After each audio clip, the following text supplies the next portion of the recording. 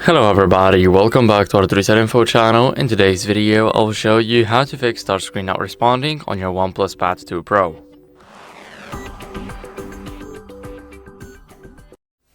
So first, if you have applied any screen protectors or you have a case that is not from the original OnePlus, then that might cause interference and can cause your touchscreen to become less responsive.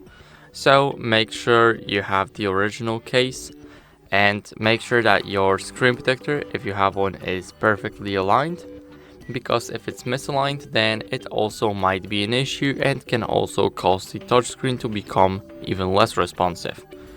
So now after that, let's grab our microfiber cloth, and now what we need to do is basically clean our screen.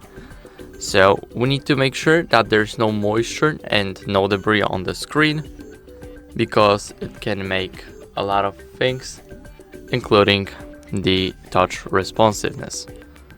So now after cleaning our screen, what we can do is restart the tablet to refresh the system. So hold the power button and the volume up button. Now scroll up to restart. And now all you gotta do is wait for your tablet to turn back on. So I'll see you guys once my tablet is back.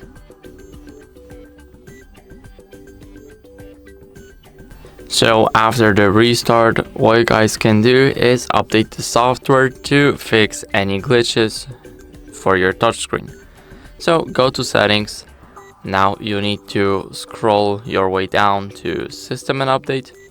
Click on software update. And here make sure that you're running the latest version of the Oxygen OS.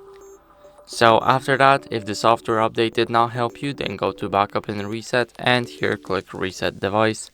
But first, make sure to back your data up by either a local backup or a clone tablet.